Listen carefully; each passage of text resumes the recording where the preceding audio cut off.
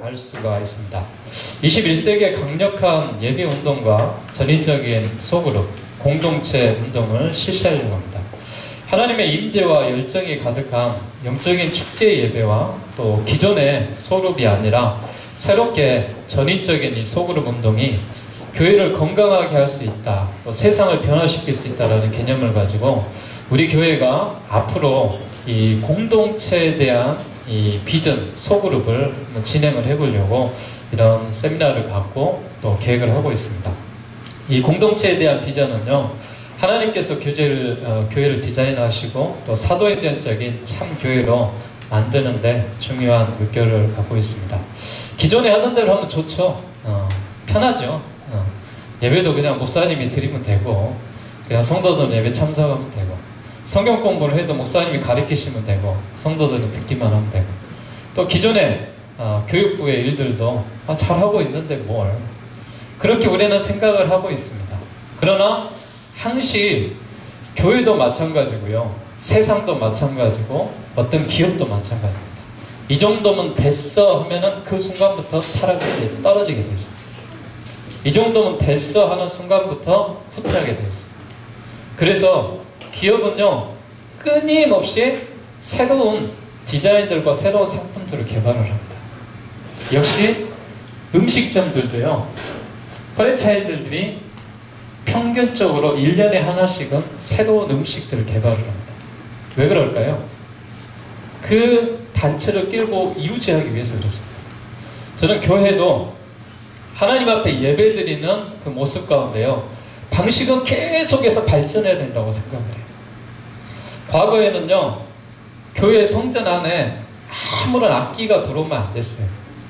그래서 무악기파들이 지금도 있는데, 그래서 성전 안에는 오로지 하나님을 찬양하는 소리는 목소리로만 해요. 피아노도 치면 안 돼. 기타도 치면 안 돼. 그러나 지금은 어때요? 피아노가 들어와 있어요. 또 여러분 70년대 시대에 가보세요. 교회 안에 기타가 들어오면서 말세다 그랬어요. 그러나 지금은 기타가 당연히 하나님 앞에 예배하는 데 사용하고 있어요. 제가 기억은요, 기타 세대는 아닌데 저는 드럼 세대. 드럼 세대인데, 드럼이 교회에 처음으로 전통교회에 집어넣을 때요, 그거를 설득하고 당회를 설득하고 어른들을 설득을 해서 걸리는 시간이 2년 걸렸어요. 제가 부교육자 때. 그래서 처음으로 드럼을 제가 넣었는데, 순성교회에 제가 첫 사역을 했는데 거기에 이제 처음으로 드럼을 넣었어요. 근데 그 드럼을 넣었는데 2년 걸렸어요. 당회를 설득해야지, 권사님들 설득해야지, 그러면서 무슨 냄비 깨지 소리를 교회에서 쓰거든요. 그러나 지금은 오후 예배 자체가 드럼이 없으면 예배가 어때요? 굉장히 조금 찬양기가 다운된 것 같아요. 그런 생각이 들어요. 그래서 결국 우리는 뭐냐면은 변화해야 된다는 것이죠. 그래서 저는 구역도 변화해야 된다고 생각합니다. 그래서 구역이 어떻게 하면 더 발전적인 모습으로 변화될 것인가. 그래서 변화란 저는 결국은 살아있다라는 증거예요. 물론 그 변화를 하게 되면은요, 그 변화 속에서 문제점이 생깁니다. 어떤 것도 문제점이 안 생기는 건 없어요. 그러나 그 문제를 두려워하시면 안 돼요. 그 상황에 대처하면 되는 것이죠. 또 거기에 맞는 것들을 해야 됩니다. 자, 저희가 결국은 이 공동체를 하는 것은 뭐냐면은 성경에서 잘했던 모델들을 꼽자라는 것이죠. 그래서 초대교회에서 행했던 이런 일들을 우리가 찾아서 교회에 적용하자는 것이죠. 그래서 우리 교회를 통해서 구체적으로 공동체가 어떻게 실현될 것인가. 그래서 우리 교회가 정말 교회답게 주님의 비전을 이룰 수 있는, 이제 여기서 우리가 머물러서 이제 됐어, 우리 교회는 이제 안정적이야, 이 정도면 됐지 뭘, 다들 그렇게 이야기해요. 제가 여기 교회 지금 사역을 한 지가 만 3년 됐습니다. 첫 해 딱 오니까요, 교회 정말 추웠어요. 그러면서 다 썰렁해가지고요, 교회 처음 예배 드렸을 때 47명? 37명까지 내려갔나요? 그렇게까지 떨어졌는데, 지금은 그래도 한 70명 정도 이렇게 예배를 이렇게 드려서, 오늘도 이렇게 강단에서 보니까 그래도 교회들이 많이 차서 이렇게 예배 드리면서 참 보기 좋더라고요. 이 정도면 됐어요. 저도 알아요. 이 정도면 됐지. 뭐 신앙생활 하는데 교회 하는데. 그러나 우리가 됐다라고 생각했을 때 그 다음부터는 교회는 발전하지 못합니다. 그래서 더 많은 일들을 생각하고 계획을 해야 됩니다. 그래서 저는 이 공동체가 교회가 정착을 시키기 위해서 왜 일을 하냐면은 우리 교회가 조금 더 발전하기 위해서 계속해서 우리가 연구를 하고 움직이자라는 것이죠. 그리고 다른 교회가 하고 있는 것보다 우리 교회만의 동창적인 일들을 만들고 우리 교회가 특별히 이 지역사회에서 우리가 관할하고 있는 이 지역에서 교회가 지역을 끌고 가보자는 그런 운동에서 이걸 시작을 했고 이런 것들을 준비했습니다. 교회 다양한 유형들이 있어요. 여러분 우리 교회는 지금까지 어떤 교회였을까요? 네, 전통에 의해서 움직이는 교회였어요. 그리고 재정에 의해서 움직이는 교회였어요.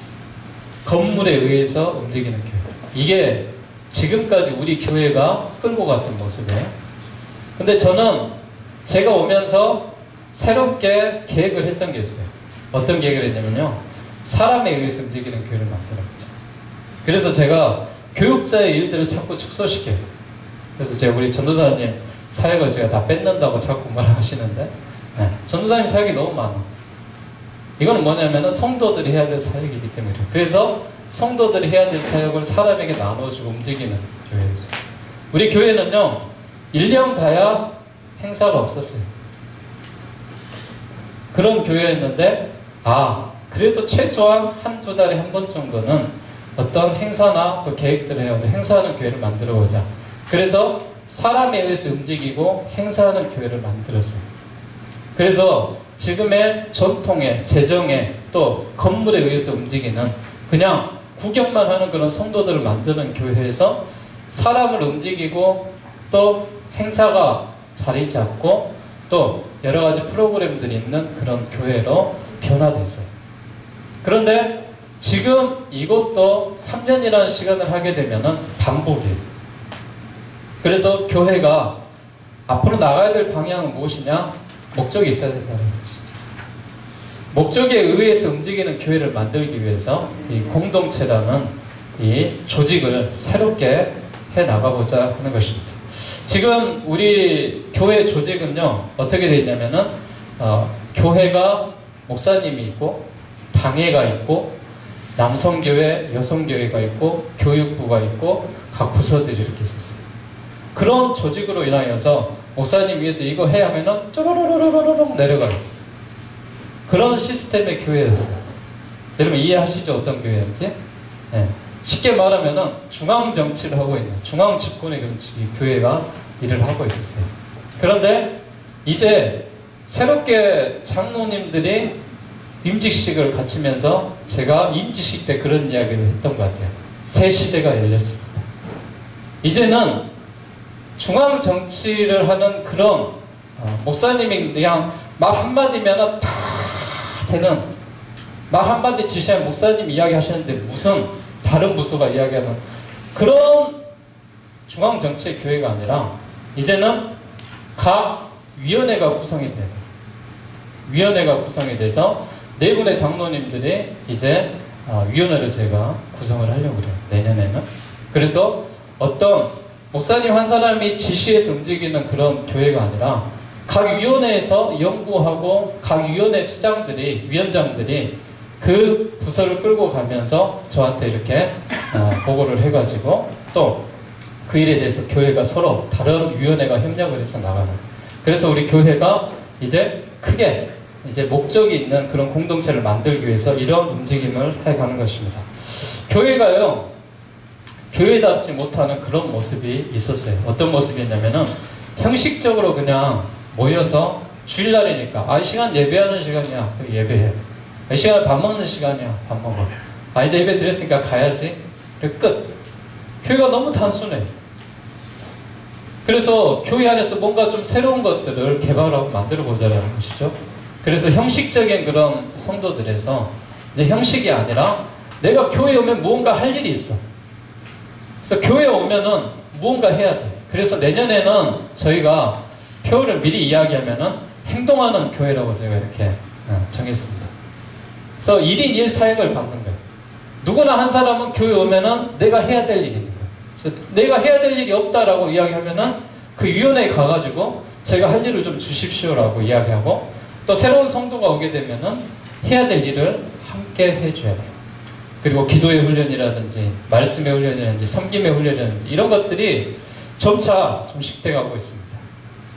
교육자와 평신도의 사역이 지나치게 구분되어 있어요. 이거는 당연히 목사님이 하실 일, 이건 당연히 성도가 해야 돼요. 앞으로요, 목회자와 성도의 사역이 여러 가지로 다양해지고 나눠져야 돼요. 당연히 이건 목사님이 해야 될 일 아니에요. 이거는 성도가 할 수 있는 일이에요. 왜요? 훈련받지 않았기 때문에, 교육되지 않았기 때문에 못하는 것뿐이에요. 그러나 앞으로 훈련을 받고 교육이 받아지면 하게 되었습니다. 어떤 부분이냐, 뒤에 가서도 우리 교회에 대한 이야기를 조금 드리겠지만은, 우리 교회에 대해서 양육이라는 그런 프로그램도 있어요. 양육 부분에 가서 이야기했지만, 그 양육 프로그램들은 당연히 새신자가 오면은 교육자가 가르쳐야 돼요.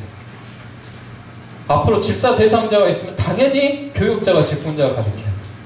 또 권사님이나 또 직분자들 당연히 목사님이 하셔야 돼요. 이제 이런 게 아니라 교육 자체가 평신도가 평신도를 가리키는 사역으로 바뀌어져야 돼요. 그래서 새신자가 오면은 새신자를 관리하는 팀들이 있어서 새신자 교육도 그 부서에서 해야 돼요. 또 확신반에 그 반도 역시 거기 확신반을 이끌어갈 수 있는 그런 분들이 있어요. 성장반도 성장반의 공부를 가르칠 수 있는 그런 부서도 있어요. 그래서 제가 선언을 했어요. 성장반 공부 올해 마지막이에요. 저는 성장반 공부 올해만 시킬 거예요. 제가 했던 말은 이유가 있어요. 왜냐면은 이제 이 사역들이 평신도 사역으로 돌아가야 된다.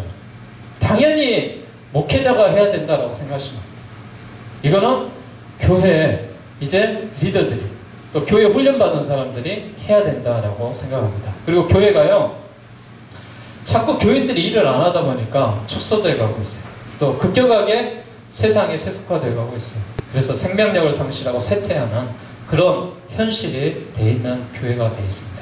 일단 우리가 공동체를 들어가기 전에요, 교회의 큰 틀과 목적을 이렇게 잡았으면 좋겠어요. 교회의 목적은 무엇이냐면은, 교회는 다른 거 없습니다. 교회는요, 사람이 있어야 돼요. 사람이 없으면은 교회가 될 수 없어요. 가장 중요한 거는 사람이에요. 교회가 여러분들이 처음부터 여기 교인이었어요? 아니었어요. 각자 생활을 하다가 어찌어찌 하여서 누구에게 전도를 받아서 이 교회에서 다니다 보니까 여기서 직분을 받고 또 성장을 해서 지금 중직이 돼 있는 거예요. 근데 여러분이 생각할 때 이 교회 목적이 무엇인가를 생각하셔야 돼요. 교회 목적은 뭐냐면은 바로 사람들을 초청해 나가는 거예요. 사람들이 들어와야 되는 교회가 돼요. 근데 우리만 있는 교회가 되면 안 돼요. 교회의 목적은 사람이 초청이 되어서 초청받은 사람들을 예수님의 이름으로 구원받게 하는 거예요. 그리고 구원받는 자녀들이 어때요? 성장해서 성화의 과정으로 나가게 하는 거예요. 이게 바로 뭐예요? 전도하고 또 구원의 확신을 갖고 양육을 해서 거룩한 성도를 만들어서 다시 이들이 교회를 초청하고 해서 교회가 늘 이런 구성원들 가운데 해나가는 것입니다. 교회 생활과 프로그램들을 보게 되면요, 21세기의 교회의 목적을 부여잡을 때가 있습니다. 교회 생활이 교회 안의 모든 일들과 프로그램들로 바로 교회의 목적을 달성하기 위해서 또한 활동하는 총화가 되어져야 됩니다. 그리고 교회가 교회되어지기 위해서 성도가 성도되어지기 위해서 우리가 노력을 해야 됩니다. 이런 프로그램들을 많이 개발을 해야 돼요. 또 교회 각종 프로그램들 이런 목적을 이행하기 위해서 존재를 해야 되는 것입니다. 교회에서 하고 있는 행사들이나 모든 일들 이런 것들이 다 뭐가 되어야 되느냐? 교회 목적을 위해서 돼요. 즉 사람들이 도와서 구원받아서 성화되는 과정 속에서 이 사람들이 들어와서 체육대회도 또 아름다운 교제로 인하여서 소풍도 또 이 안에서 모여서 각 선교회에서 선교회 일들도 이렇게 해나가는 거예요.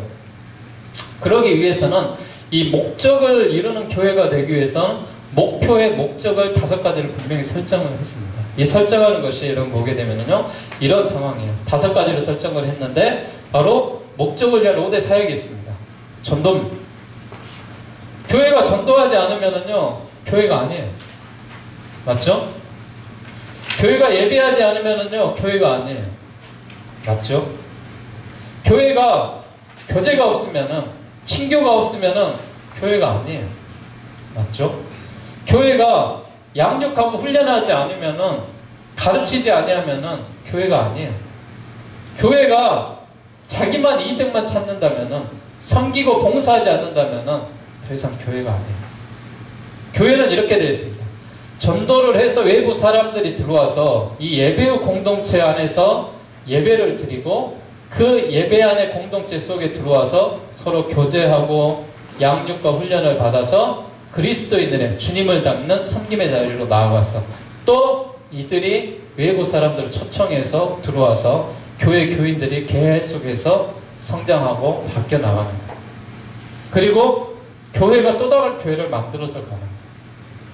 그래서 여러분 이 개념들을 우리가 잘 잡으셔야 돼요. 교회의 목적이 바로 이 5가지가 있어요. 그래서 우리 공동체 사역을 실시하면서 이 5가지 목적이 가장 중요하다는 것을 인식을 하셔야 됩니다. 자, 첫 번째 볼까요? 예배입니다. 예배는요, 교회와 성도가 예배 사역과 삶을 통해서 그 목적을 이루어갈 수 있습니다. 성도들이 함께 예배하는 그런 찬양의 사역이죠. 그래서 예배를 통해서 그 생명을 생동력 있게 하는 거예요. 예배의 그 생명이 무엇이냐? 이 예배를 하나님이 받으시냐 안 받으시냐, 그게 생명력이에요. 그래서 중요한 것들이 있어요. 예배 속의 요소들이. 분명히 찬양을 해서 하나님이 받으시고, 또 하나님이 주신 말씀을 내려서 그 말씀을 우리가 깨닫게 하시고, 또 우리가 하나님 앞에 예물을 드려서 하나님 앞에 있던 우리의 정성의 모습과 또 우리의 삶의 모습과 교회가 해나가야 될 일을 해나가는 거예요. 그리고 주의 교회 안에서 예배 가운데 어떤 하나님이 성령의 임재하심을 받아서 그 성령의 은사적인 일들이 교회 안에서 일어나요. 그래서 이 예배가 역동적 있는 생동감 있는 예배가 되어야 됩니다. 그래서 교회 안에서 우리가 여러 가지 모습 가운데 처음에 우리가 시도했던 게 있어요. 처음에는 참 어색했어요. 우리 임재 여러분 찬양 드릴 때 생각나세요? 한 3개월 힘들었어요. 네. 찬양도 잘 모르고, 네. 이 찬양을 왜 하고, 왜 서서 이렇게 하고. 근데 임재라는 찬양이 정착되면서 이 찬양이 제일 은혜롭더라고요. 너무 행복하다. 시간이 3년이라는 시간이 이렇게 흘렀어요. 그래서 임재라는 찬양을 좀 이제 내년에는 안 하고 싶어 저는. 네. 3번 찬양을 좀 하고 싶어요. 그런데 성도들이 80%가 뭐냐면은 임재를 안 하면 어떻게 합니까? 지금은 그래요. 이게 제일 은혜로운데. 그럼 뭐예요? 결국은 우리가 경험하지 않은 것들을 경험함으로 인해서 이게 좋다고 느껴졌을 때 이대로 끌고 가기를 원하는 거예요. 그러나 내가 경험하지 않는 것을 다시 경험하고 하려면은 그만큼의 시행착오가 있고 또 받아들이기까지 어려워집니다. 그래서요, 새로운 찬양, 더 좋은 찬양이 얼마나 많겠어요? 네. 또 우리 교회 오후 예배 때 축복성 이렇게 부르죠. 네. 축복성 너무 좋대. 우리 교회에서 만들었냐고 물어봐요. 딴 교회에서 자기 교회들 좀 악보 좀 보내달래. 제가 뭐라고 했겠어요? 그냥 있는 곡이에요. 있는 곡에다가 그냥 관람교회만 붙인 거예요. 그렇게 이야기했어요. 근데 역시 이것도 이 안에서 너무 좋다고 바꾸면 안 돼요. 바꾸면 안 돼요? 바꿔야 돼요. 바꿔야 돼요. 왜요? 너무 한 곳에 정착했습니다. 저는요, 그래서 이런 성도들의 예배가 하나님이 기뻐하시는 그 예배 가운데 참 바꿔줘야 될 부분이 있구나. 그래서 제가 예배 시간에 설교 PPT를 쓰고 있어요. PPT를 쓰고 있는데 처음에는 PPT를 안 썼죠. 네, 안 쓰고 그냥 했는데 성도들이 조금이라도 좀 이렇게 설교에 대해 도움을 주려고 또 그렇게 해서 그분들이 조금 더 이해가 빨리 되도록 그렇게 하고 있는데, 물론 예배에 가장 중요하게 목숨을 걸어야 될 거는 목회자의 설교예요. 설교를 잘 준비해서 성도들에게 영적인 그런 양식을 먹이는 게 목회자 사명이에요. 이게 목회자가 해야 될 일이라면은 그 외에 다른 일들은 성도들이 좀 해주셔야 돼요. 예배 가운데. 제가 예배하러 가는데 불 켜야 되고, 예배 가는데 주보 안내가 잘 되고 있는지 가서 신경 써야 되고, 밑에 가서 이렇게 헌금위원들은 잘 쓰고 있는지, 이분은 왜 안 썼냐고 제가 해야 돼요. 그럼 어떻게 하겠어요? 제가 하나에 집중할 수가 없게 되죠. 그래서 집중할 수 있도록 예배를 만들어줍니다. 건강한 예배 사역이 이루어지는 그 모습 속에서는 예배 안에 뭐가 있어야 되느냐? 예배로의 초청이 있어야 돼요. 그리고 예배 안에 예수 그리스도의 복음이 있어야 돼요. 그리고 성도들이 그 예수 그리스도의 복음을 듣고 성장해 나가요. 성화돼 가요. 이게 교회 안에 예배에서 필요한 가장 중요한 요소예요. 예배마다 특징이 있죠. 우리 주일 대예배는 어때요? 전통 예배를 고수하면서 또 이 예배가 하나님께서 임재하신 주일의 예배를 드리고, 오후 예배는 찬양을 중심으로 해서 우리 교인들이나 또 많은 성도들이 새로운 찬양도 듣고 또 찬양의 헌신도 가고, 또 수요 축복 기도회 같은 경우는 어떤 지금은 공부하는 교회에서 교리에 대한 공부를 강의를 하고 있는데, 이 강의가 마쳐지면은 우리가 어떻게 하나님 앞에 드리는 예배보다는 하나님 앞에 좀 받는 예배를 우리가 드려보자 해서 수요 축복 기도회라는 제목을 갖고 드렸습니다. 그럼 뭐냐면은, 하나님 내가 이게 필요하잖아요. 내가 이걸 원하잖아요. 하나님 이걸 좀 주십시오 하고 내가 기도할 수 있는 공간. 또 하나님께서 우리가 부르짖어서 하나님의 은혜로 우리가 나아가는, 좀 자유롭고 어떻게 보면은 함께 기도하고 함께 나아가는 그런 모습으로 좀 해보자는 그런 예배가 굉장히 중요한 요소라는 것을 기억하시고요. 두 번째는 교제입니다. 우리 교회가 너무 잘하고 있어요. 생명을 유지하거나 발전시킬 수 없는 그런 모습이 교제 가운데 사라지게 되면 없어지겠죠. 생명의 목적이 뭐냐? 초청받고 구원하고 성화를 이루어가는 것입니다. 하나님의 위대한 계획의 실현을 경험해 나가는 것입니다. 교회들과 성도들이 교제의 영적인 그런 가치들을 이해하고 교제를 등한히 한 교회는 그만큼 냉랭해질 수밖에 없어요. 우리 교회는 교제를 너무 잘하니까 넘어가도록 하겠습니다. 너무 친하게 잘 지내니까. 자, 양육입니다. 제가 신경 쓰고 있는 부분이 이 부분이에요. 우리 교회에 와서 3년 동안 가장 중점적으로 잡고 있는 건 뭐냐면은 훈련입니다. 예수님의 지상 명령 가운데 하나님이 주시는 그 명령에 대한 말씀이 있어요. 마태복음 28장 18절에서 20절에 보면은 너희는 가서 제자를 삼아라. 그리고 세례를 베풀어라. 그리고 복음을 증거해라. 이게 이제 주님의 명령이고 훈련입니다. 그러기 위해서 어떻게 해야 돼요? 배워야 돼요. 그래서 초대교회와 현대교회 훈련의 차이점을 좀 보게 되면요. 초대교회는 어떤 형태였어요? 사도의 가르침을 받고 훈련받기에 여념이 없는 그런 교회였고, 사도들이 부모와 자녀를 기름과 같이 훈련하였던 그런 교회였어요. 초대교회 이후에 지금 세계교회, 지금 현대교회는 어떤 모습으로 변화했냐면은 사제 중심의 사역관으로 바뀌었어요. 그래서 단회적인 목회 프로그램을 인해서 단순한 인지적인 성경 공부예요. 그래서 우리 성장반 공부 들어보시면 알겠지만은 저보다 성장반에 공부하신 분들이 말을 더 많이 해야 됩니다. 그래서 조금 초대교회와 같은 그런 형태로 인하여서 사도들이 가르침을 받고 또 훈련을 받기에 여념이 없더라고요. 그들이 실제적인 이제 교육을 받았다면은 교육을 할 수 있는 그 위치로 나아갈 수 있도록 그들이 그런 공간을 만들어주는 거예요. 그래서 주입식 교육이 아니라 토론하는 토론의 장이 돼야 돼요. 그리고 서로 알아가는 그런 공간의 양육이 돼야 된다라는 것을 말씀드리고 또 이야기를 하고 그렇게 우리가 시행해 갔으면 좋겠습니다. 자, 양육을 보게 되면요. 우리 교회는 양육 프로그램이 이렇게 지금 정리가 되고 있어요. 처음 새로 교인이 들어오게 되면 새가족반에 들어오게 됩니다. 5주간에 걸쳐서요. 이 가족반에서 뭘 하냐면 우리 교회를 소개해요. 우리 교회는 이런 교회입니다. 그리고 예수님을 믿을 때는 이렇게 하셔야 됩니다. 주기도문을 가리키고 사도신경을 가리키고 십계명을 가리켜요. 그래서 예수님을 잘 믿는 사람이 되십시오. 초신자, 처음 초청된 사람에게 이 가족반에 대한 교육을 합니다. 다른 교회에서 집사님을 하고 또 직분을 갖고 우리 교회에 오신 분들이 있어요. 다른 교회에서 신앙생활 하셨던 분들은 확신반의 교육을 받습니다. 이 확신반의 교육은 왜 받냐면은 예수 그리스도가 우리를 구원하신 구원자라는 사실을 그가 입술로 증거하고 있는가 안 한가를 확인합니다. 그래서 이 확신반에서 예수 그리스도가 나의 구주고 나의 주님이십니다라는 고백이 없으면 저는 교인으로 안 받습니다. 그래서 제가 새신자가 막 오면은 누구든지 와서 환영을 하고 초대하고 인사시키고 이 사람 우리 교인입니다 이렇게 할 수도 있어요. 안 하는 이유가 있어요. 여기서 점검을 해야 되기 때문에 그래요. 왜요? 시대가 신천지도 있고 시대가 또 이단들의 무리들도 있기 때문에 이 부분에서 점검을 합니다.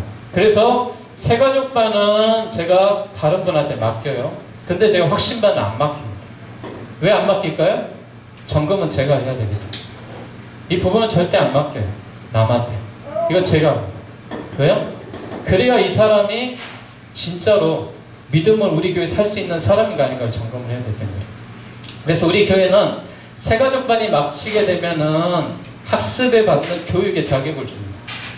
학신반을 하게 되면은 세례받을 수 있는 자격을 줍니다. 그래서 원래 학습은요 교회 6개월 이상 나와야 되고 세례는 교회 1년 이상 나와야 주게 돼 있어요. 그런데 꼭 그래야 돼요? 아니에요. 구원의 확신만 있다면은 그 자리에서 세례를 주게 됐어요. 그래서 저는 물론 이 교육을 마치지 않는 분들은 그 과정이 필요해요. 6개월, 1년이라는 시간이. 그러나 이 교육을 마치게 되면은 이 사람은 세례를 바로 줄 수도 있고 학습을 해줄 수도 있어요. 그래서 여러분이 생각할 때 저 사람은 왜 이제 교회 왔는데 세례 줘? 줄 수 있다고 느껴지니까 주는 거예요. 그거는 그래서 이 교육을 통하여서 우리가 이루어집니다.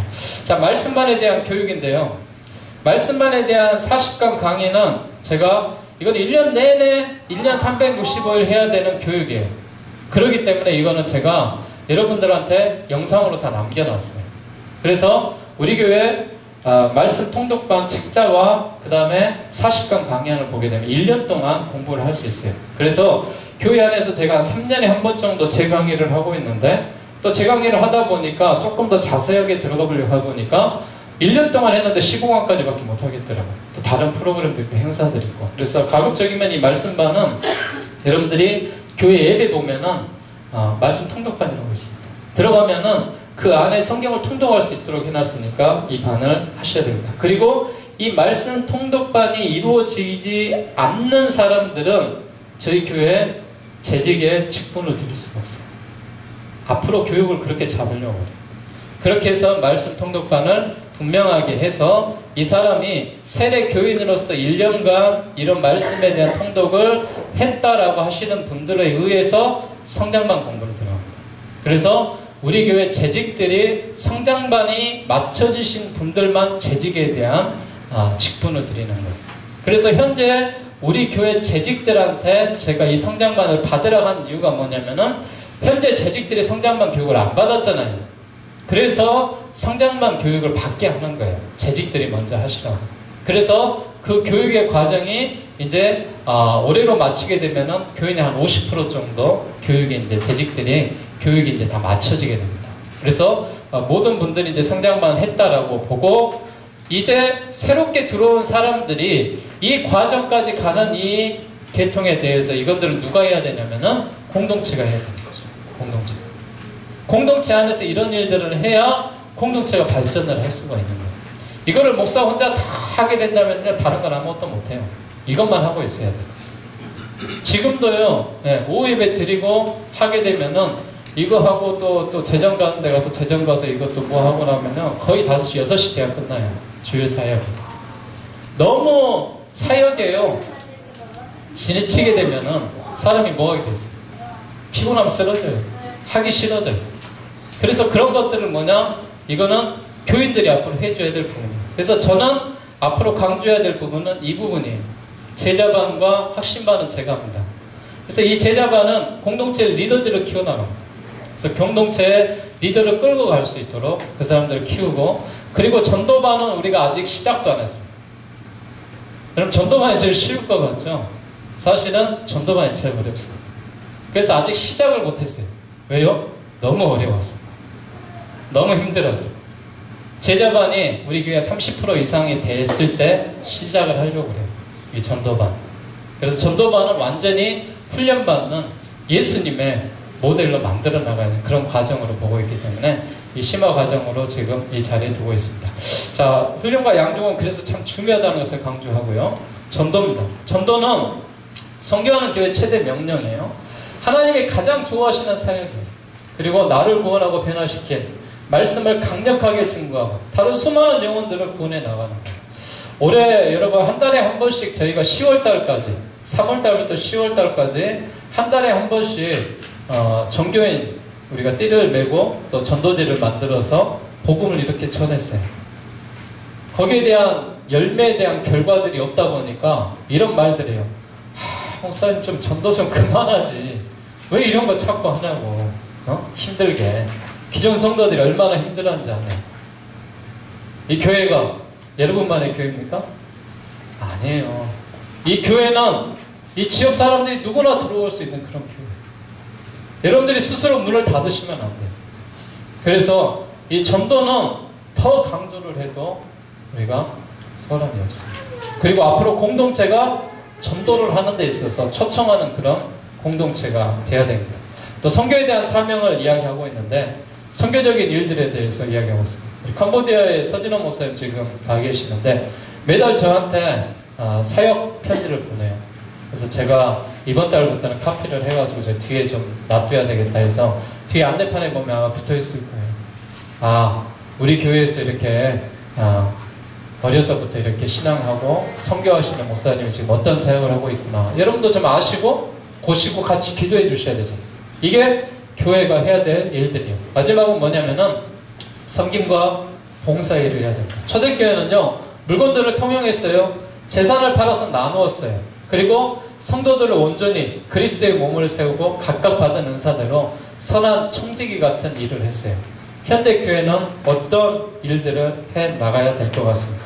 현대교회도 마찬가지로 이러한 일들이 필요하고 이러한 일들이 중요하게 앞으로 해 나가야 되는 그런 모습의 일들입니다. 우리가 주님께 받은 은사와 소유를 가지고 교회를 섬기고 모든 영혼의 성장을 위해서 사용함으로 영적인 보람과 성숙을 느낄 수 있습니다. 그래서 섬김은 영혼을 춤추게 하는 그런 비결이기 때문에 그렇습니다. 그래서 제가 이 5대 사역을 중점적으로 이야기하고 있는 이 부분에 대해서 이 교회가 앞으로 우리가 공동체 교회가 돼서 이 5대 사역을 계속해서 강조할 수밖에 없습니다. 그래서 우리 교회가 이 5대 사역으로 인하여서 이제 균형이 잡히고 발전해 나가는 그런 교회의 모습으로 나아갈 수 있도록 해주시면 좋겠습니다. 네 번째 보면은요, 목적을 위한 5가지 사역의 최적의 환경이 무엇이냐? 저는 공동체로 보고 있습니다. 자, 이 공동체에 대한 내용은 이제 실질적으로 이제 지금부터 들어가겠는데, 공동체 내용이 왜 필요하냐면은, 교회 이 5대 사역이 제대로 이루어지기 위해서 그 관계를 맺을 수 있는 소그룹, 즉, 공동체 환경이 필요하다는 것이죠. 그래서 이 공동체 안에서 이 5가지 사역이 정착될 수 있도록 이런 소그룹의 공동체 안에 의미 있는 관계를 맺지 못하는 그런 성도는 겨우 교회 출석할 것이고 또 공동체에 적응하지 못한 사람은 또 그 교회의 일원이 되지 않을 것이고 또 변화하고 사명을 감당하는 성도라고 볼 수 없을 것입니다. 그래서 내적으로 이 공동체가 필요하고 또 이 공동체들이 모여서 작은 공동체들이 모여서 큰 공동체를 이루는 그런 모습입니다. 공동체 외적 필요성을 보게 되면은 세상에 나아가 많은 영혼들을 주의 복음으로 초청해 나가는 것입니다. 하나님의 나라의 확장을 위해서 나간 것입니다. 전에는요, 우리가 전도 그러면은 교회로 데리고 오면 됐어요. 전도가. 그러나 공동체는 뭐예요? 교회에 들어오기 전에 공동체 안으로 먼저 들어오는 거예요. 새로운 성도가. 그래서 그 공동체 안에서 이런 모임을 갖고 있구나. 예를 들면은 각자가 좋아하는 모임들 있죠. 어떤 사람은 운동 모임, 어떤 사람은 등산 모임, 어떤 사람은 뭐 독서 모임, 어떤 사람은 여행 모임. 그 여행을 하고 등산을 하게 되면은 거기에 원하는 사람들이 있어요. 그럼 뭐예요? 그 사람들이 우리 동호회 한번 와봐 데리고 가잖아요. 우리 소그룹도 마찬가지예요. 우리 공동체도 마찬가지예요. 우리 부부 찬양팀 공동체는 찬양하는 공동체예요. 그럼 뭐예요? 찬양을 좋아하는 사람이 있다라면 우리 공동체 한번 들어와봐. 그래서 데리고 와서 부부 중장단이 공동체 안에 들어와서 일을 시키는 거예요. 청년 공동체가 구성이 되면은 우리는 청년의 젊음과 소망이 있는 공동체야. 우리 공동체에 들어와봐. 그러면은 그 공동체 청년들이 들어와서 그 공동체가 활성화가 되는 거예요. 그래서 이것이 모아져서 저희는 교회를 이루어가는 그런 모습의 공동체를 앞으로 만들어가고 지향하자라는 거예요. 자, 이 공동체는 보게 되면은요, 그래서 소공동체와 대공동체가 있습니다. 소공동체는 제가 말했던 이런 작은 공동체들이 교회 안에서 만들어져야 된다는 거예요. 저는 최초의 공동체를 6개 공동체를 시작을 하려고 그랬는데 지금은 3개 공동체로 이제 시범적으로 시행을 하는 걸로 그렇게 결정을 했습니다. 자, 큰 공동체의 교회와 작은 공동체, 이 공동체가 이렇게 나눠져 있는데 이 비행기의 두 날개와 같은 그런 관계를 갖습니다. 자, 비행기의 두 날개를 보면 이제 독수리를 그려놨는데 한쪽은 소공동체예요. 한쪽은 대공동체예요. 이 대공동체와 소공동체를 제가 날개로 양쪽에 잡았던 이유는 뭐냐면은 이게 균형이 맞아서 큰 공동체가 이루어져야지만이 이 새와 이 비행기가 제대로 나올 수 있다는 거예요. 자, 소공동체의 그 역할은 뭐냐면은 교회 5가지 변화의 사역을 주도하는 최적의 환경을 제공해야 돼요. 뭘 제공해야 돼요? 전도하는 것을 제공을 해야 돼요. 예배하는 사역을 제공해야 돼요. 양육하는 사역을 제공해야 되고 그 안에서 교제가 이루어지고 섬김과 봉사가 이루어져요. 그래서 공동체 안에서 새로운 성도가 들어오면 뭐가 해야 돼요? 1대1의 새신자 교육이 공동체 안에서 이루어져야 돼요. 이제는. 그리고 공동체가 가장 전도하는 기본이 돼야 되는 거예요. 그 안에 들어와서 교회 예배 드리기 전에 그 공동체가 무엇인지 초청을 해서 그것을 만날 수 있는 그런 공동체가 되어야 되는 거예요. 그래서 건강한 큰 공동체, 교회를 이루는 기초적인 일들을 제공하는 것이 소공동체 내용입니다. 자, 그러면은 큰 공동체의 역할은 무엇이냐? 큰 공동체의 역할은 소공동체에 새롭게 적절한 비전들을 제시해 나가는 거예요. 자, 청년 공동체는 이 특징을 갖고 한번 해보세요. 또 부부중창단 공동체는 이 특징을 갖고 계획을 해서 뭐 부부중창단에서 뭐 이렇게 뭐 발표회도 한번 준비해 보시고 뭐도 해보시고 거기에 토론을 해보세요. 모든 소공동체들이 연합하여 큰 공동체를 이루어 예배를 통해서 각 소공동체들이 힘을 얻게 하는 그런 모습입니다. 자, 소공동체 리더들을 잘 훈련하는 것이 큰 공동체의 역할이겠죠. 그래서 교회는 리더들을 계속해서 개발해야 돼요. 소공동체가 발전하는 것은 뭐냐면은 소공동체는 번식이 돼야 됩니다. 그래야 이것을 교회의 성장으로 보고 교회의 부흥으로 보고 있습니다. 그래서 앞으로는 교회가 50명이었어, 70명이었어, 100명이었어 이렇게 숫자로 세는 것이 아니라 공동체가 3개였어, 공동체가 6개였어, 공동체가 12개야, 우리 공동체가 이제 24개야, 공동체가 30개야. 이 공동체가 어때요? 목표를 지향해서 우리 교회가 예를 들면은 30공동체를 만드는 것을 목표로 두고 4년 동안 열심히 한번 뛰어봅시다. 이런 어떤 체계적인 관리와 또 그런 일들을 가지고 목표를 가지고 지향해 나가는 것이죠. 그래서 개인이 성장하는 것이 아니라 그 공동체가 발전을 해서 번식을 시켜나가는. 그래서 교회에 대한 앞으로의 비전과 발전은 여기 틀로 보자라는 것이죠. 이게 지금 우리가 지향하고 있는 작은 공동체의 역할이고 큰 공동체의 역할이었다라는 거예요. 그래서 소공동체들이 연합을 시켜서 큰 일을 할 수 있도록. 그래서 예를 들면 공동체가 한 30개 생기면 좋겠죠. 뭐 1부터 10 공동체는 이번에는 그쪽에서 뭐 나가서 뭐 교회 이쪽 지역에 대해서 뭐 봉사를 하시고 일을 하시고 이번 일들은 여기서 맡아서 좀 해주십시오. 교회 일도 맡길 수 있고. 그래서 이 공동체가 적극적으로 활동할 수 있으려면 가장 중요한 게 뭐겠어요? 결국은 리더예요. 리더가 어떤 생각과 어떤 마음을 갖느냐에 따라서 달라지고 해나가기 때문에 그렇습니다. 자, 6번째 보면 공동체 사역의 긴급성이라고 되어 있는데 초대교회는 어떠 있을까요? 초대교회는 이 두 날개가 모두 건강한 교회였어요. 이 두 날개가 얼마나 건강했었음을 증거하고 있는 교회예요. 앞에서도 이야기했지만은 물건을 통용하고 또 서로 자기의 것들을 소유를 팔아서 가난한 자를 나눠주고 이처럼 공동체의 그런 아름다운 모습들이 있었죠. 오늘날의 상황이 어떻겠어요? 오늘날 상황은 두 날개 중에 한 날개가 건강하지 못하는 거예요. 즉 대공동체만 큰 교회만 이루었지 그 교회 안에서 활동하고 움직이는 작은 공동체들이 없다라는 거예요. 그냥 목사님의 카리스마로만 그냥 끌고 가면 되는 거예요. 목사님 그냥 나를 따르라 하면 따라오면 되는 거예요. 그런 공동체가 발전하는 것이 처음에는 70년대, 80년대 성령의 그냥 부흥과 바람과 강한 운동으로 인하여서 어때요? 이게 발전을 했어요. 근데 이미 그 세대들이 다 발전을 하고 다 신앙인이 되고 나서 뭐예요? 이제 됐다라고. 우리나라가 이제 1200만 성도가 됐다라고. 그때부터 어떻게 해요? 1000만으로 떨어지고 지금 800만으로 떨어지고 앞으로는 600만으로 또 기독교 인구가 떨어집니다. 그러기 위해서 우리가 발전해 나가기 위해서 우리가 이런 작은 공동체들을 건강하게 만들어 보자라는 것이죠. 저는요, 교회가 50명만 되면은 이 공동체 운동이 시작돼야 된다고 생각합니다. 50명까지는요, 사실은 목회자 혼자 다 할 수 있어요. 목회자 혼자 다 개인적으로 일일이 다 할 수 있어요. 그래서 그 한도 내에서 다 할 수가 있는데 이게 한계가 있어요. 목회자 혼자 할 수 있는 한계가. 그 안에서요, 결국은 20, 30명 외에는 따돌림을 당하게 되고 무관심에 대하게 돼 있어요. 한 사람의 교육자가 담당할 수 있는 숫자가 뭐냐? 최대 20에서 30명. 그 나머지 사람들은 이름은 알 수 있을지 몰라도 관계를 맺을 수 없어요. 그렇기 때문에 이 공동체를 만드는 이유는 뭐냐면은 이 공동체의 리더들이 목회자의 역할을 해달라는 거예요. 그래서 목회자처럼 헌신을 하고 돌보고 그런 공동체의 헌신이 있을 때 그 교회가 교회 안에 작은 교회가 되는 거죠. 좀 위험한 이야기일 수도 있지만은 교회 안에 작은 교회들이 많이 이루어져서 우리는 광남 장독의 공동체야.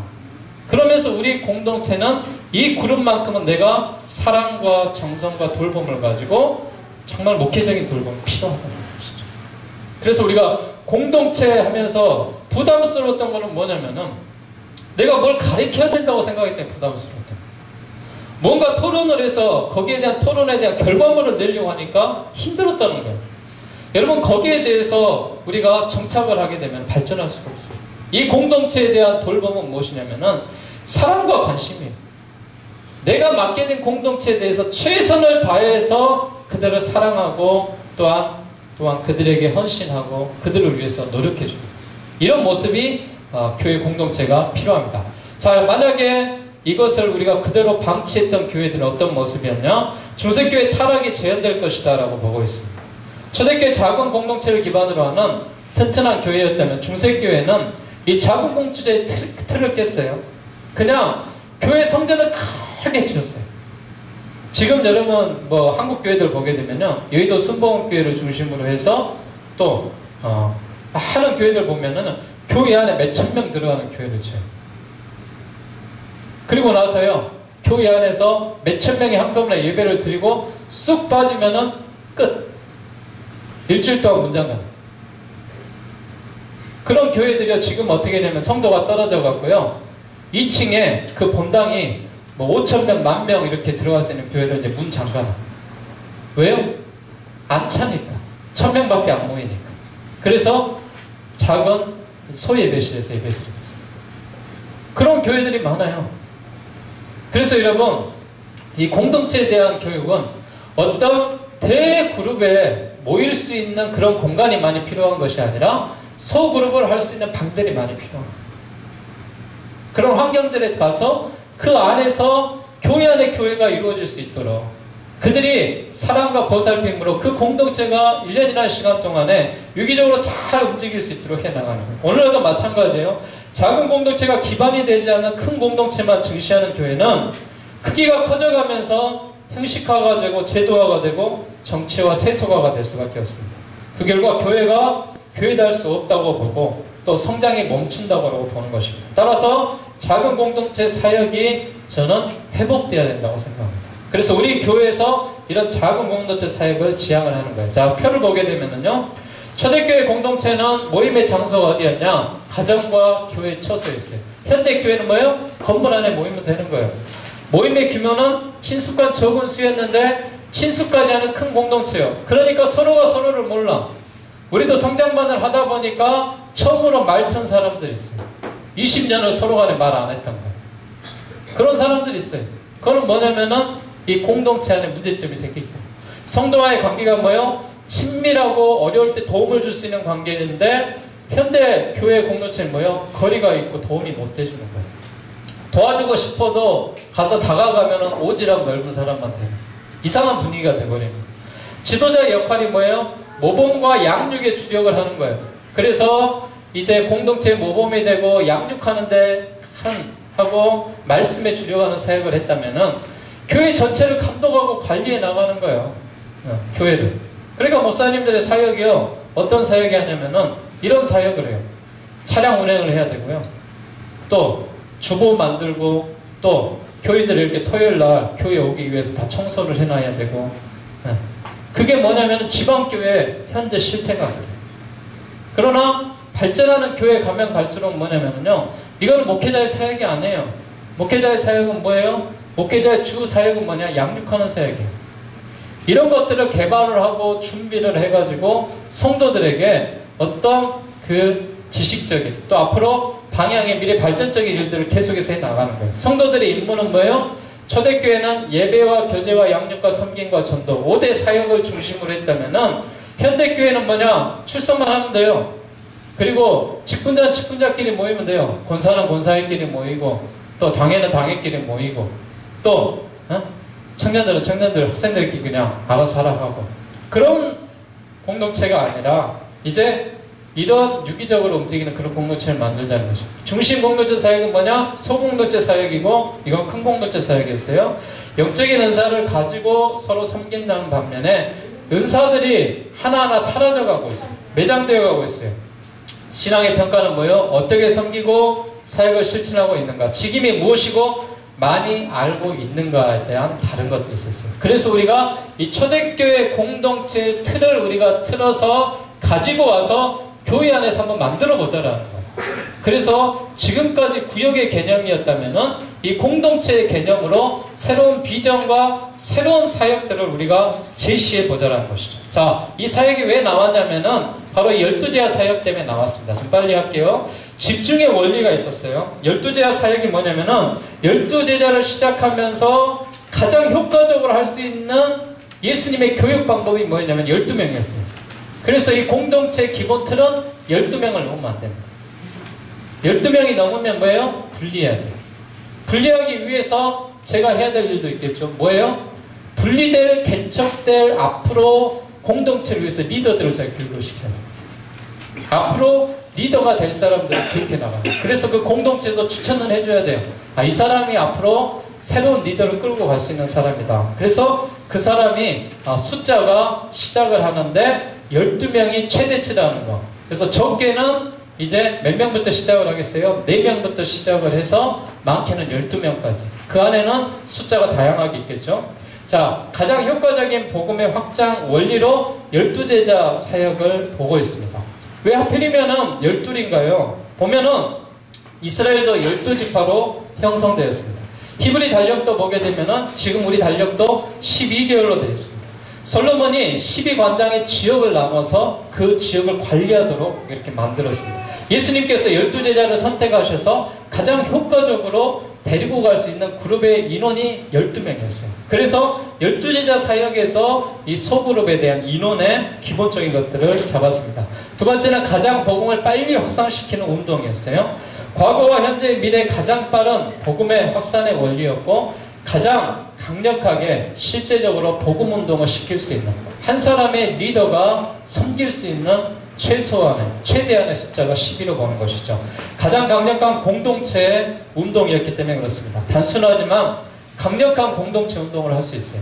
이 공동체가 이제 5명 이상만 되면 충분히 그 공동체에서 감당해야 될 일들을 할 수가 있습니다. 그래서 더욱더 발전시키고 번식시켜주는 최선의 방법이 공동체 발전의 번식으로 우리가 보고 있어요. 전도의 열매를 지속적으로 보존하는 예수님의 전략 사역으로 우리가 보고 있습니다. 네 번째는 모든 성도들을 지도자로 깨우는 운동이에요. 성도들을 지도자로 세워가는 운동이에요. 이제 예배 단순히 구경하러 오시고 예배를 보러 왔다면은 이제 예배를 드리는 자리로 내가 예배 가운데 섬김을 해줄 수 있는 자로 그 사람을 초청했다면 이 사람이 예배에 적응할 수 있도록 도와주고 섬기는 그런 자리로 가는 거예요. 모든 성도들은 지도자로 보는 하나님의 시각이 들어가는 것입니다. 성경이 우리에게 구약시대처럼 어떤 특별한 사람이 제사장이요 사명자가 아니라 이제 예수가 우리에게 오심으로 말미암아 우리 한 사람 개인들을 왕같은 제사장이요 복음을 전하는 사명자로 보고 있습니다. 그래서 여러분 한 사람 한 사람들을 이런 사명자로 바라볼 수 있는 그런 시각이 되어졌습니다. 자, 이번에 전통적인 교회 사역이 왜 힘든가? 전통적인 교회 사역으로는 주님이 원하시는 열매를 거둘 수가 없습니다. 물론 지금도 좋아요. 나쁘다는 건 아니에요. 그렇지만은 우리가 이런 사역을 더 해보자는 거예요. 사역이 불균형해요. 굴경꾼들이 많고 돌봄의 대상이 또 되기 때문에 그렇습니다. 돌봄이 불균형해요. 아까도 말씀드렸지만은 목회자가 성도를 치밀하게 돌볼 수 있는 인원은 20명에서 30명까지밖에 안 됩니다. 그래서 그 인원들을 우리가 교인이 50명 이상만 되게 되면은 그룹을 10명 또 이렇게 5명 그룹으로 나눠서 이들을 잘 돌볼 수 있는 목회적인 돌봄이 필요하고 이런 리더자들이 필요한 것이죠. 영원한 구경꾼의 구조가 아니라 이제 나도 평신도 사역자로서의 일을 할 수 있는 공간들을 만들어주는 거예요. 그래서 교회 안에서 내가 목회적인 일들을 해나가는구나. 평신도 내가 사역자구나. 이런 사명을 갖고 일을 해야 되는 겁니다. 성장과 확장이 중단되어가는 이런 모습 가운데 전통적인 교회가 성장이 이제 둔화되기 때문에 그렇습니다. 초대교회 전통이 아닌 중세교회 전통이 이어져가면 안 되죠. 주님의 비전을 이해하셔야 됩니다. 많은 사람들을 대상으로 하는 사역에 주력하기보다는 대부분의 사역을 이 12제자들과 예수님이 함께 하셨어요. 그것과 마찬가지로 이제 이 공동체가 이루어지게 되면은 그 공동체만의 특별한 색깔들이 필요한 거예요. 그래서 그 공동체가 잘 이루어지고 또 그 공동체가 또 해나갈 수 있도록 해나가는 것입니다. 공동체 운영의 목표는요, 예수님의 가르침을 따라 가장 효과적인 사람들을 변화시키고 그들을 사명자로 성장시켜 나가는 것입니다. 자, 공동체 운동의 개요를 보게 되면요, 우리가 예수님처럼 공동원들을 섬기고 양육하고 이웃을 복음으로 초청하는 그런 공동체가 됩니다.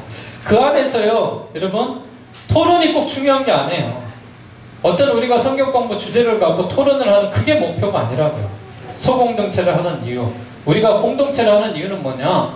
이 리더자를 통하여서 그 공동원들이 함께 협력하고 함께 사랑하고 교회의 어떤 일들을 주도적으로 해나가는 그런 모습을 해나가는 거예요. 그래서 공동체는 한마디로 뭐냐면은 주님의 명령대로 뜻을 행하는 무리들을 말하고 성도들을 말하고 개척자들을 이야기하고 있습니다. 공동체 운영의 성공은 영적인 역동성에 달려있다라고 되어 있는데 열정적인 영성이 필요하겠죠. 그러기 위해서 리더자들이 얼마만큼 준비가 돼야 되겠어요. 그래서 제가 제자 훈련을 통하여서 리더자 발굴에 최선을 다하고 또 우리 직분자들을 세워나가는데 중점적으로 교육과 양육이 필요했던 이유는 바로 이런 이유예요. 바로 이게 준비되지 않으면 열정이 없으면 이 공동체는 이끌어갈 수 없어요. 그러기 위해서 우리가 기도하고 또 1년에 한 번 정도는 우리가 시간을 가지면서 이런 일들을 하고 또한 성결의 그런 모습으로 통하여서 우리가 공동체의 본이 되는 그런 생활들을 해나가야 됩니다. 권위와 복종이 필요하고요. 시간적인 헌신이 분명히 필요합니다. 리더가 얼마나 그 공동체를 사랑하기 위해서는 재정도 들어가야 되고 또 사랑도 들어가야 되고 시간도 들어가야 됩니다. 모든 성도가 참여하는 비전에 대한 친밀한 헌신이 필요합니다. 기적과 하나님의 권능을 기대하고 구체적으로 체험해 나가야 되는 것입니다. 비전이 사로잡혀야 됩니다. 그래서 우리 교회 비전이 6개 공동체를 설립하려고 했는데 그 공동체들이 매년 번식하여서 이제 30개 공동체의 목표를 가지고 번식에 나가면 좋겠다라는, 그를 위해서 우리 교회가 지은 153 운동을 하고 있죠. 성경 1도, 구제 5번, 전도 5명. 앞으로 우리 교회가 이제 2017년도부터 제가 큐티하는 교회를 이제 정착을 시키려고 합니다. 그러기 위해서는 말씀의 토양들이 이제 자리가 잡혀져야 돼요. 그리고 큐티를 할 수 있는 그런 자료들을 제공을 하고 또 좋은 교재들을 선정을 해서 우리 교회가 이제 공동체가 이 큐티하는 교회를 가지고 이제 이걸 가지고 우리가 새벽 예배도 하고 이걸 가지고 우리가 토론도 하고 모임도 할 수 있는 그런 모습으로 이제 발전해 나가야 되겠죠. 공동체마다 목표를 정하고 그 목표 성취에 초점을 맞춰서 사역을 해 나가는 것입니다. 교회 모든 활동이 전도를 통한 교회의 성장과 하나님의 나라 확장을 위해서 이루어지게 됩니다. 자, 공동체에 대한 개념들을 제가 이렇게 조금씩 잡아드리고 있는데, 그래서 이 공동체가 시기 상황의 변화에 따라 그때그때마다 창조적인 사역들을 하고 또 부부가 같이 하면 좋을 수 있습니다. 자, 공동체라는 거 여러분 어려운 거 아니죠? 네. 교회 안에서 공동체라는 것은 이 우리 숫자들을 그 그룹에 맞게끔, 특성에 맞게끔, 또 자기네 어떤 형편에 맞게끔 또 모임에 맞게끔 만들어가는 그런 공동체를 이야기하고 있습니다. 지금 한 5개 그룹으로 이렇게 나눠져 있는데요. 지금부터 한 10분 정도만 시간을 드릴 테니까 지금까지 여러분에게 드렸던 이 공동체에 대한 나의 생각은 어떤지, 또 여기에 대한 장단점을 좀 이야기해 보시고요. 또 공동체와 구역 모임의 차이점은 무엇이 되는지 또 여기서 조금 잠깐 나눠보시고, 교회에 필요한 문화사역이 앞으로 필요합니다. 저는 이 부분을 왜 지금 제가 집어넣냐면요, 우리 교회가 오후 예배가 1시 30분에 드려지고 있어요. 이제 공동체를 지향하는 교회가 되려면요, 교회 오후 예배 시간이 조금은 바뀌어야 돼요. 왜냐하면 이 공동체 모임이 밖에서도 모여지지만은 교회 안에서 모여져야 되기 때문에, 교회 안에서 모여져야 되기 때문에, 그러면 나머지 공동체를 하지 않은 80%는 뭘 하겠어요? 구경만 할 수는 없잖아요. 그래서 교회 안에서 어떤 문화사역이 필요하다고 생각을 해요. 그래서 우리가 교회 점심 식사를 하고 나면은 1시면은 모든 성도들 식사를 마치더라고요. 그래서 1시부터 1시 40분까지 한 40분 정도 공동체들은 공동체를 할 것이고, 또 나머지 공동체를 하지 않는 분들이 어떤 문화사역을 할 것인가. 그래서 예를 들어서 저는 그런 생각도 했어요.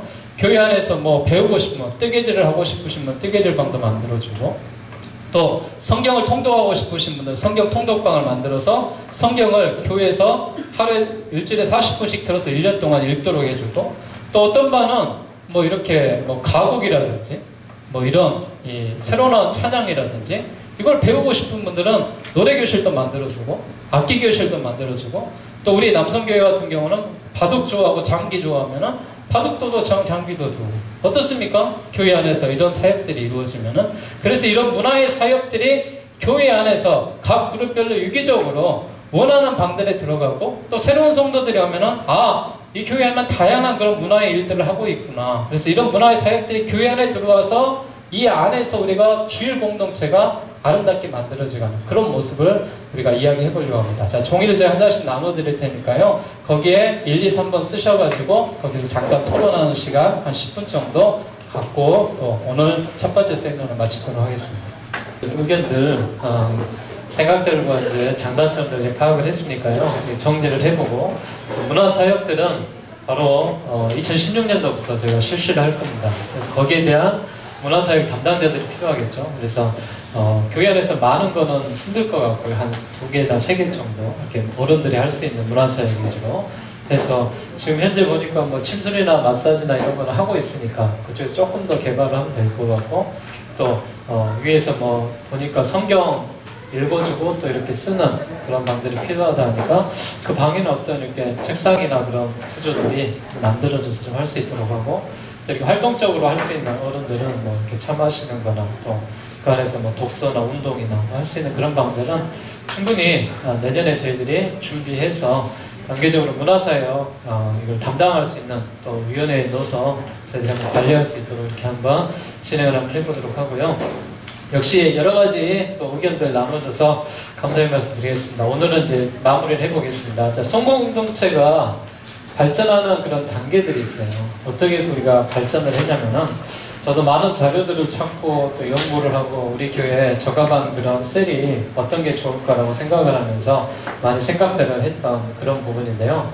먼저는 소공동체가 또 이 인체 세포들처럼 성장과 번식의 단계를 거쳐야 된다는 거죠. 중요한 것은 뭐냐면은 그 공동체가 분명하게 생성이 돼야 되고, 그 공동체가 활성화가 돼야 되고, 그 공동체가 번식이 돼야 된다는 것이죠.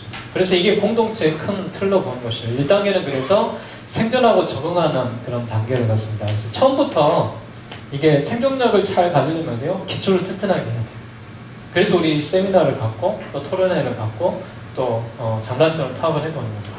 그리고 그 공동체가 친숙해지는 단계를 갖고 또 유기적인 그런 관계들을 유지하도록 하고 함께 활동하고 번식 개척하는 단계까지 이어져야 됩니다. 이런 공동체 그러면은요, 여기는 찬양하는 공동체야 이렇게 생각하면은 찬양을 못한 사람 여기 못 들어가요. 그렇잖아요. 그렇게 생각하면 어려워요. 제가 찬양하는 부부중창단 팀을 만들었던 이 그룹을 하나 만들어주려고 한 이유는 뭐냐면은, 잘 모여서 오후 예배 잘 준비하라고 만든 거예요. 뭐 찬양을 잘해서 거기 따로 분류해 주는 거 아니에요. 그래서 거기에 대해서 모임에 대한 것들도 한번 나누고 생각도 해보고 계획들도 잡아보고 그렇게 해보라는 거고, 역시 청년 공동체는 새롭게 이제 청년들이 이제 나와야 되기 때문에 청년들이 새로 들어오면 그 공동체에서 활성화가 될 수 있도록 그 리더들이 또 그걸 잘 할 수 있도록, 또 하나의 지역 공동체에서 만든 거는 그 지역 사는 사람들만 따로 만드는 것이 아니라 거기에 가서 모임을 갖고 하면 어렵잖아요. 모든 모임은 교회에서 갖습니다. 교회에서 가질 수 있도록 하고 그들이 정착할 수 있도록 하고, 그래서 저는 여기에 대해서 이제 인원들을 나누는데, 그 중에서 작년에 우리가 제자 훈련을 받으셨던 분들이 있어요. 그분들만 리더를 할 수 있습니다. 다른 분은 리더 할 수가 없어요. 그래서 그분들만 리더를 선정을 해서 3명을 선정을 할 겁니다. 그래서 3명을 선정을 해서 작년에 저희들이 7분이 리더 교육을 받았었는데, 그 중에서 3분만 선택을 하고 3분이 리더를 해서 그 그룹을 잘 이끌어 갈 수 있도록 그렇게 해 나가는 것입니다. 자, 건강한 소공동체들이 존재하기 위한 전제들이 분명히 있습니다. 여기 마지막으로 제가 보겠습니다. 소공동체가 중심이 돼야 되고요, 우선순위가 돼야 됩니다. 그래서 어떤 그 소공동체가 다른 그 그룹에 의해서 다치거든요. 그래서 그 시간만큼은, 그 모임만큼은 그 리더가 활용할 수 있도록 교회가 제공을 할 겁니다. 그런 관리들을 해야 되고요. 소공동체 가장 우선순위가 뭐냐? 번식이에요. 자기들끼리 잘하라고 모여주는 거 아니에요. 근데 그 공동체가 모여서 자기들끼리만 좋아. 1년 가야 한 사람도 안 데리고 와. 이러면 이 공동체는 뭐예요? 깹니다. 왜 깨겠어요? 거기만 너무 단단해지면 뭐예요? 암덩어리가 돼요. 제가 표현을 좀 이렇게 써서 죄송한데, 교회 안에 끼리끼리가 돼버려요. 자기들끼리만. 다른 사람 필요 없는 거예요. 이런 분위기가 되면은요, 여기는 가차없이 깹니다. 가차없이 깨서 다른 공동체를 만들어 드려야 됩니다. 그래서 소공동체가 교회가 되어야 된다, 이런 이야기를 하고 있는데, 교회가 될 수 있도록 하고, 소공동체들이 큰 공동체 안에서 하나가 돼야 되고, 모든 성도가 소공동체 목회자적인 그런 사명들을 잘 감당을 해야 됩니다.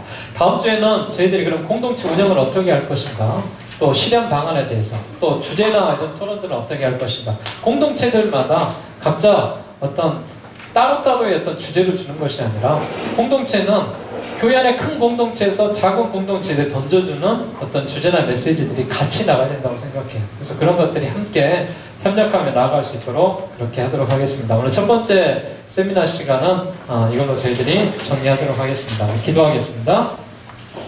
목사님 기도원에서 기도 부탁합니다. 자녀 축복.